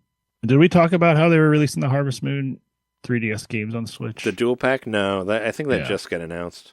That's worth mentioning. Sure. So a couple of 3DS games coming to the Switch, further showing us that maybe we won't be seeing 3DS games on the Switch from them. So I don't know. We might though. I mean, I like seeing 3DS games on Switch. I mean, I had a great time with Ironfall Invasion. Like that was that third-person shooter 3DS and the Castlevania game that was cool. Collection is awesome. The Dominus. Yeah. And I like Harvest Moon. I never played any of those 3DS games, but it's like a double pack, and you can probably get it less than $60 with 2. It's Skytree Village and the Lost Valley stuck together. I'm sure maybe you can buy them separately on digital, but yeah, who knows? But it looks pretty cool. It was something. I've got to mention that Mario's got some side hustles going on. Outside of the Nintendo Museum. Are you talking about Mario Ramen? They opened up Mario Ramen. That's Mario as an acronym. It's actually like Super Mario, isn't it? Well, there's another 2 stories. Okay, 2 things happened with Mario stores this week. So one was the Mario Ramen just outside of the Nintendo Museum. I mean, that's a cash grab if I've ever seen one right there. Was it there before the museum? Yeah. Well, it was always it's basically like, hey, this is Mario, and like, there's so many dumb tourists. Hey, this is where Mario eats every day. It's going to be like, oh yeah, we were at the museum. Let's go over there. Let's go to the Mario place. Take a picture of me in front of it. I hope that they do. There was this fucking stupid hotel that Jess and I went to in Wisconsin, like in the Dells, and they basically had all these pictures of all these different Disney characters on the wall, but they would change their hair color so they wouldn't get sued. Like that's what I want. Yeah. A whole bunch of Marios with like red hair or whatever. So where it's obviously Mario, but like his mustache is purple or something like that, and so they think they won't get sued or whatever. Like I want this same guy to open up his own theme park right next door, his own museum. It just call it the Nintendo Museum. Yep. I want Sega to open one across the street and call it the NintenDomain Museum, and just be like, we got what Nintendo don't. There needs to be a Super Mario Ramen World and make a better theme park. Make like a better thing, and be like, hey, fuck you. Imagine water slides with ramen noodles. Ugh. Let's go. I don't want to eat them. They'd be dirty. They have so much hair from everybody. You spend so much time on this broth, and you're just dumping it down a slide. Yeah. Then the other thing that Jeremy mentioned was somebody has a Super Mario grocery store, and a judge just ruled that he can keep on with it. He's not in violation of anything. So there is a Super Mario grocery store. They only sell mushrooms and warp pipes there. That's all you can get. You can only hold up to 10 items. So it's just choose wisely. Just green pipes and mushrooms. Yeah. Maybe some glitter that could be perceived as stars. Like some sprinkles. I'm trying to find out where is the Super Mario grocery store. Yeah, Nintendo is so litigious. Going after the little guy. I wanted to mention, I know this will bring you back to Super Monkey Ball Banana Mania. Among Us is they're putting Among Us guys in Monkey Balls. I just want to see a Balatro card in a Monkey Ball. I think it'd be hilarious. Just do that. Like I want like the where they did the thing with Balatro where they brought all the different indies in there and gave you all the different cards that look like whatever, like Dave the Diver. Like, I mean, why not? We got Kiryu in a ball. We got the Joker guy from Persona. I'm surprised they didn't put whoever the dude is from Metaphor in there. Like, it's all, they own all of it. Why not? Mm-hmm. Maybe he'll show up eventually. Yeah. So, I mean, I do love that game, Banana Mania. Even though that level I'm on sucks. I'm not really excited to go back and play it again. I'm on the one that where it goes up like DDD. Like, that one really sucked. I couldn't get very far in it. I guess there were some announcements from the Xbox thing, the Xbox event, which could very well be Switch 2 ones. One specifically that I'm very excited about, and I'm pretty sure it's going to happen, is Doom: The Dark Ages, because Doom and Doom Eternal were both on Switch, and that was a pretty impossible port there, to put Doom 1 and 2 on there, or the new Doom 1 and 2, and Doom: The Dark Ages is actually coming out for Xbox Series S and X. And S is less powerful than the PS4 even, right? Like just a little bit below that. So I know that there's somewhere around that. So I mean I'm just saying that right there, that they could easily put it on Switch, and I think it looks cool. Like I played Doom Eternal, but it was a little too much jumping, like too much platforming and shooting. This one is more like, all right, let's make it slow.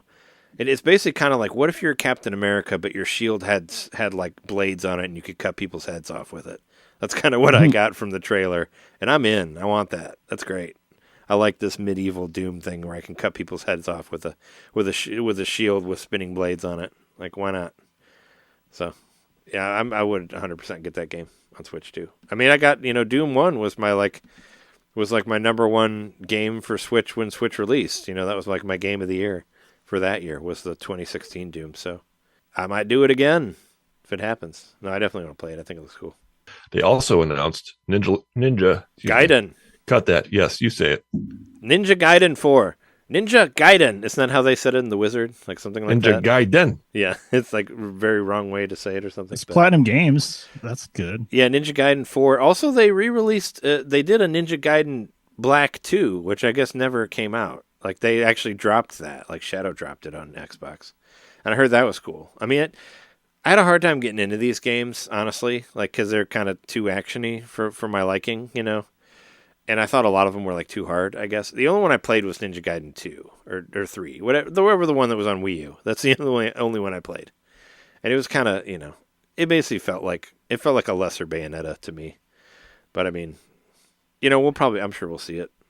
It's like we got the 2D Ninja Gaiden, the Blasphemous one, which I think looks awesome, and then we got this 3D one too. But we'll probably end up with getting both of them, especially if everything is an Xbox. Probably Switch 2 will be an Xbox too, right? Probably. So that's what I think. I haven't played a Ninja Gaiden game since Dual Strike or Deadly Strike, whatever it was called, on DS. Oh, the book one where you held it like a book. I like that one. That was a good one. It was touchscreen only. I never played that. I think it was like a GameStop exclusive, right? You could only buy it from there when it started. I believe it was. I don't remember where I bought it. That was the only time I saw it. I remember they had a demo there because I thought it was specifically sold from GameStop. I mean, Xenoblade Chronicles 1 was a GameStop exclusive too on Wii. You could only buy it there. That's why it was so hard to get and so expensive, and I wanted to get it, but it was fucking like $80 if you could find it, So yeah, but eventually I got that. We know that story. Speaking of awesome RPGs, though, did you see that Sega did something where they they re-trademarked Skies of Arcadia or something like that? They did. Yeah. I did a little fun thing on Blue Sky.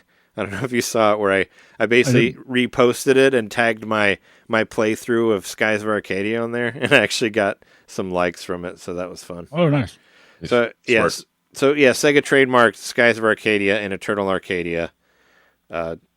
Yeah, so I was like, oh my god, I love that game. I played it all on YouTube. Here it is. So I put a link to my to my YouTube playthrough of Skies of Arcadia, and I actually got comments and likes. So, unfortunately, Blue Sky doesn't let you look at how many people viewed it, which kind of sucks. I mean, that's the way they should change that, because I did like that on Twitter when my Outrunners got 4,000 views or whatever.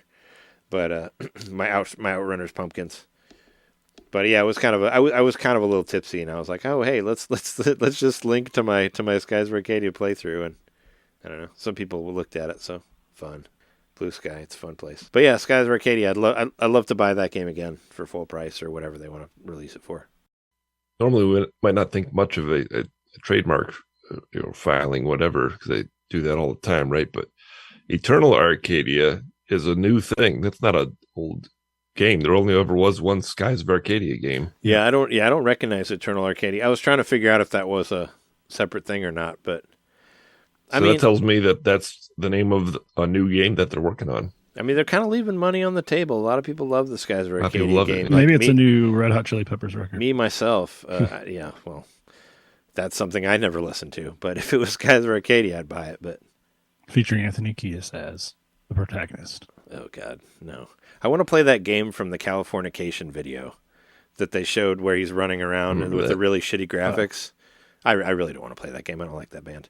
But it would be funny to see how trashy it is. I feel like it would be given out with medium Pizza Hut pizzas or something like that. With this fucking what was it, the Burger King that had the creepy king guy games? Yeah. Put it in that trash pile, the Anthony Kiedis Californication game. There you go. Yeah. Starring David Duchovny also. We'll just mix everything up with the same name here. You can go around and be a creep to women. It'll be fun. Only available at California Pizza Kitchen. Oh, God. That place is terrible. But only at the one under the bridge. Well, Mythic Quest Season 4 is out today. I haven't watched any of it yet. I thought there was I didn't know there was that many seasons. I thought there was only 2. Well, there was only 3 until today. It's true. This is number 4. And they got a spin-off too, or something? Yeah, they got a spin-off called Side Quest. So that's pretty Makes cool. Sense. They're doing 4 spin-off episodes that are all tangentially related to the game. It's all about people who play the game or are affected by the game in some way. So I think that's cool. Is Side Quest like a Telltale game where it's just text only? You got to make it different from the regular show, right? So it's got to be. Oh yeah, yep. Make it like a Balderdash. It's a choose your own adventure. It's called Bandersnatch. Make it make it like that.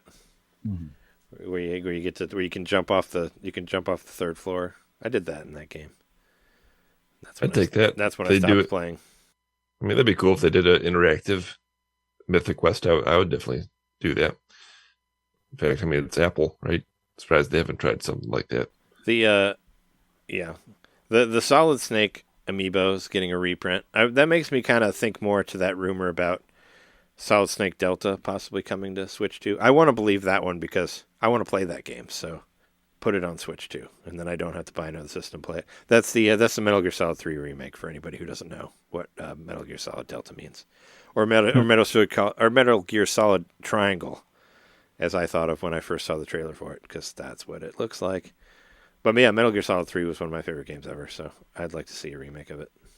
I still want to play the Metal Gear Solid collection that you have, John, that I got for you. So do I. I still want to play that game because I never beat the original Metal Gear Solid on PlayStation 1. I always wanted to play it in its original form. I only played Twin Snakes. That's the only one I played. I've only beaten 2. I beat Twin Snakes in 3. Those are the only Metal Gears I got all the way through. Oh, I guess I did play through that. Whatever the pre-Metal Gear Solid 5 that was only an hour long or something. Do you remember what that was called, Jeremy? The one that was it was on PS4 or whatever. I don't know. It was stupid. It was really, really quick. It was Vengeance? No. It was part of Metal Gear Solid 5, but it was a demo, but it was sold as a game, but it was really quick. I know what you're talking about. I don't remember what it was called. I played through that thing because it was really, really, it was really short. I played through it in an hour. But I would like to play a Metal Gear Solid 3 remake, or just play the game again and see if it's as good as I remember it being, You should play the one with the balloons.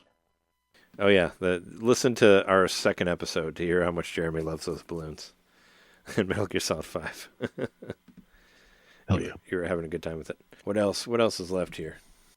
I came out this week that when Marvin's was threatened with closure, Marvin's Marvelous Mechanical Museum.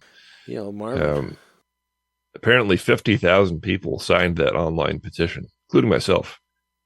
So there's a big push from the public to save this arcade, which just warmed my heart. Yeah, you said a lot of people were talking about it.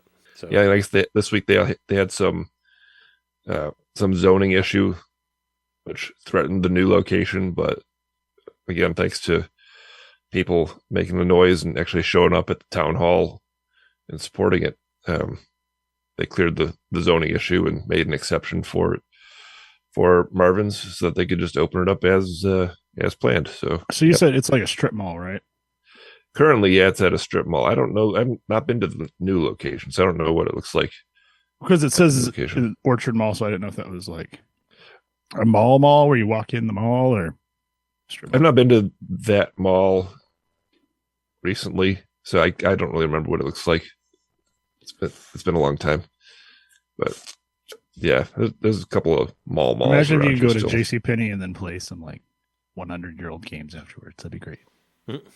JCPenney's exist in some places. I've seen them. I know. It's here in Champaign. So you can go there to get some new socks when Marvin's knocks your socks off. Sure. There you go. There's this mall that Jess and I went to. I forget what suburb it's in, but it's wild. Like it's like actually like popular still. There's like a shit ton of people there. And it's got these crazy like the way that it like overlaps each other with the way the like different floors move. It's got its own like crazy like design. But yeah, we went there one time. Just I think we had to wait because we had a car getting worked on or something like that, and we were by there, and we went to like Legoland or whatever. But it was packed. There was like people there. I was like, oh my god, a mall that people go to still, like in Chicago or Chicago area. We were surprised by the popularity of it because I figured nobody went to malls anymore. But they go to that one probably because they still exist. They're just like condensed because of its weird design. All the mall energy just becomes smaller and smaller. I mean, that one was big. It's really big. It's got 3 floors, and they all kind of interweave with each other. It's pretty wild. And maybe this is the last one. What do we think of the Oscar nominations? Yeah, Substance, Movie of the Year. That's all I care about. It is a shame that the other girl didn't get nominated. That only Demi Moore did, because they both did really good. Should have got supporting also. Oh, Megan. Margaret Qualley. I forget her name, but yeah, no, they were both awesome. It's great to see a horror movie get nominated for Movie of the Year because it's been the renaissance of horror movies for a long time, and it's nice to see them finally get some. Like, did I see any of these movies? And I'm like, oh yeah, get some. You saw Wicked. Yeah, I saw Wicked. That one's on there. That'll be the one that I will not be seeing out of all of these. Jess and I, we always do our Oscar commentary, but I'm sure it's a great movie.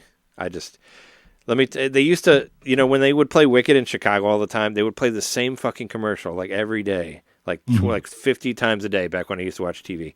And it drove me nuts. Like the songs just drove me insane. And I think I'd have a breakdown if I had to see the movie and hear that one song that was played on Chicago local TV when I was in college.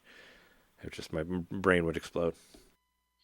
I was really surprised and disappointed that Saturday Night got completely shut out. That movie debuted on Netflix last week, so everyone should go watch it. Yeah, it's on streaming now. It is on streaming now. You can go watch it if you got Netflix. Yeah, I think you will be equally surprised that it did not get any nominations. I mean, not even for like original screenplay or anything.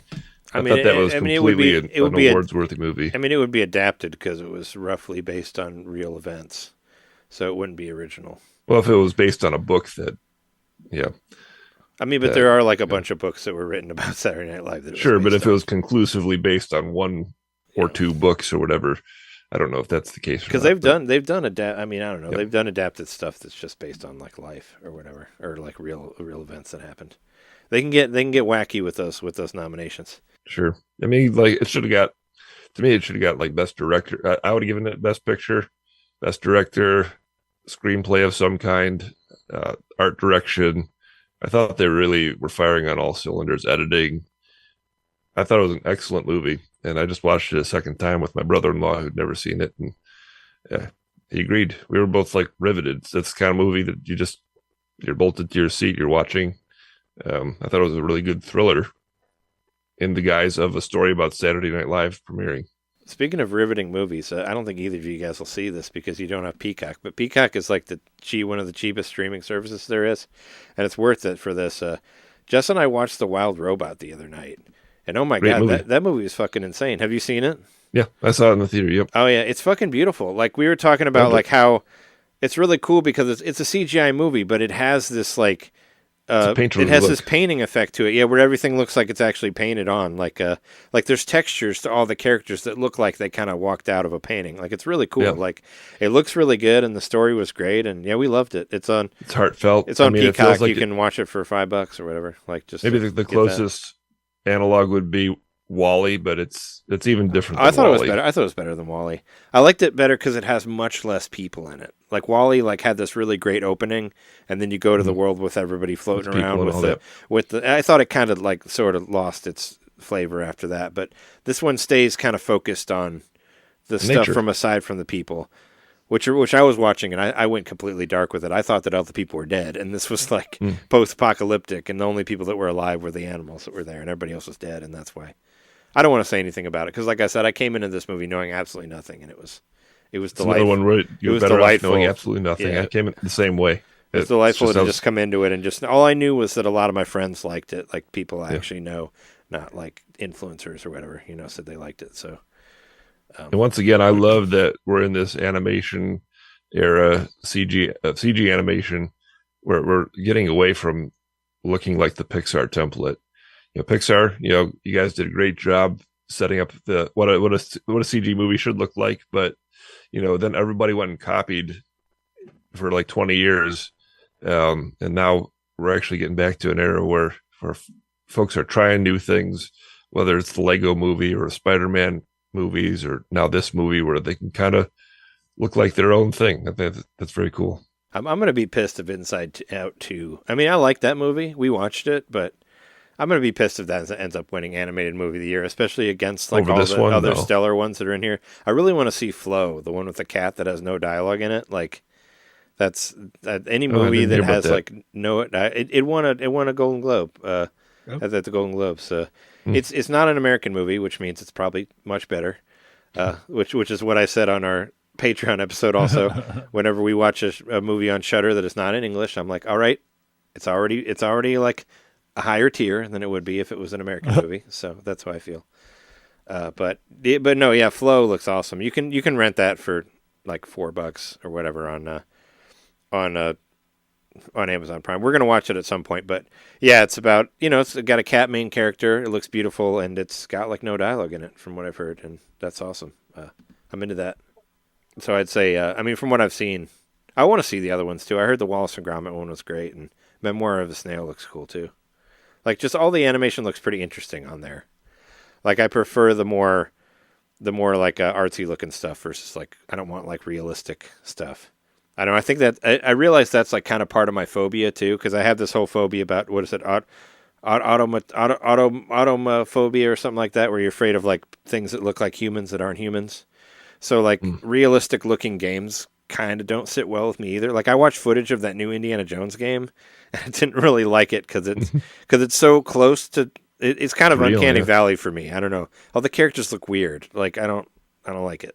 I mean, maybe if I played it, I'd be less disgusted by it. But from watching just somebody stream it, I was like, man, everybody looks fucking weird in this game. I don't like it. It reminds me of those fucking elf puppets from Dark Crystal. It's not that bad, but I mean, it still doesn't look. It's like non-human enough that it like makes me uneasy. Like the characters from Control. That movie, that game kind of made me uneasy too because I didn't like the way they looked because they had this sort of uncanny valleyness to them. I guess it's I think that's what I'm saying. I think just ones stuff that's too realistic just freaks me out because it's too, human but non-human. And I'd rather just stick with more artistic-driven games that don't freak me out and don't look like weird non-human characters or whatever. So the Best Picture nominees, real quick, are Anora, The Brutalist. I want to see The Brutalist. I heard that movie's awesome. Like I've heard it's good too. It's interesting. Really well. Conclave, Dune Part 2, Emilia Perez. Conclave is on Peacock too. We're gonna watch that at some point. I mean, I'm not really that interested in it, but I'll watch it. Nickel Boys, The Substance, and Wicked. Yeah, I watched Dune Part 2. I watched The Substance. I think that's all I've seen. But I want to watch, I'll watch most of those. I want to watch the Brutalist and Anora. For sure. We'll probably watch. I like Sean Baker. We'll watch Conclave just because we have it. It's just because we have it on Peacock. But I really don't care about popes getting picked or whatever. I mean, I'm sure it's intriguing, but the Catholic Church that doesn't sit very well with me either. Because they got a great track record with kids. Kids love them. Oh wait, no, it's the other way around. Do you guys see the Florida Project? No, but I remember hearing about it. One of his other movies. I thought that was amazing. Which one did he do? Is that Nickel Boys? No, he did Anora. Oh, yeah. No, I heard Anora's really good.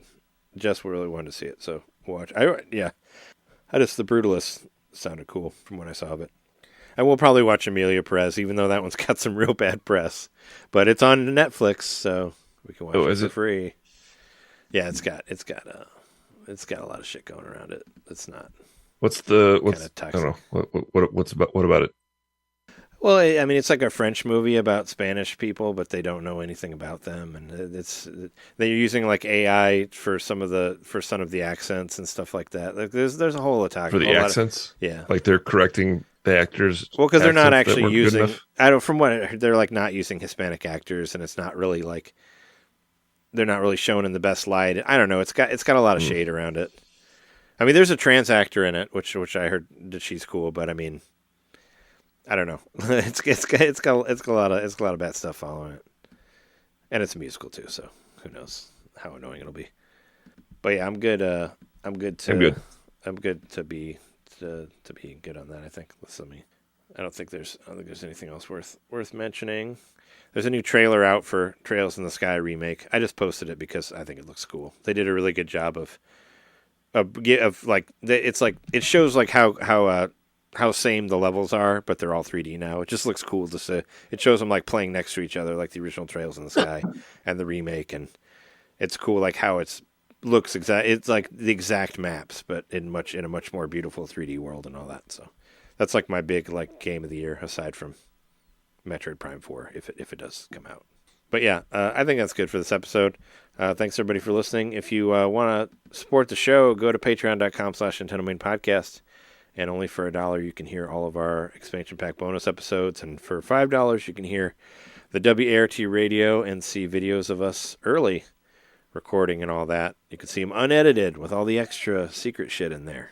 If you want to hear us talk over each other, talk about whatever we talk about in the middle part. There's normally like a good 10-15 minutes in the middle that I cut. So you can hear all of it. And you can hear it early because it drops like right after you record it. So you don't have to wait for me to edit it and whatnot. You can do all that. Lucky. The next WART radio is going to be pretty solid because I skipped. I didn't do December yet because December was like only like 40 minutes, but like January is like 2.5 hours. So we're gonna have like this over 3 hour playlist that's gonna be super epic. And I went kind of crazy on the on like that on the Nintendo top 10. So there's all sorts of songs from regular bands on there, and it's fun. We get a lot of, there's like Sweet Milk on there, and Jer, and like and Echo Astral, and all sorts of other fun bands. Pedro the Lion. It's gonna have a lot of great music on it, and it's gonna be over 3 hours. So be worth your $5 to check that out. And you can also find us at youtube.com/NintenDomain podcast, and you can find NintenDomain podcast on Blue Sky, and you can also find me as Trey Johnson on Blue Sky. That's my place that I'm just going to post now, and I have like a big chunk of people that I know on Facebook have been jumping ship to Blue Sky, so I'm actually building up my followers pretty well. Yeah, Sean is on there now on Blue Sky. I got a bunch of like. Oh, I'll have to. Like, oh, someone noticed me, and it was her. Oh, I'll look her up on there. I've seen people on Facebook being like, "Fuck Facebook, I'm going to Blue Sky. Drop your link." So a bunch of people that I know, in real life, are on Blue Sky, which is weird because I always like Twitter being a side thing of not people I know. But whatever, I know. I'll follow them. It's not like it's going to be better than seeing like the constant ads or whatever from Facebook. So I'm fine with it. I rarely see like people anymore. It's just ads. I don't see anyone anymore. It's just a store. It's just a storm of ads everywhere. Maybe if I see people are ads because I just stopped looking. Vision Pro off, but I'm not taking it off. I love the ads. Anyway, yeah. Thanks for listening to us. We've been your hosts. I'm Trey Johnson. Trey Murkowski. John Itter. And we'll see you next time. See ya.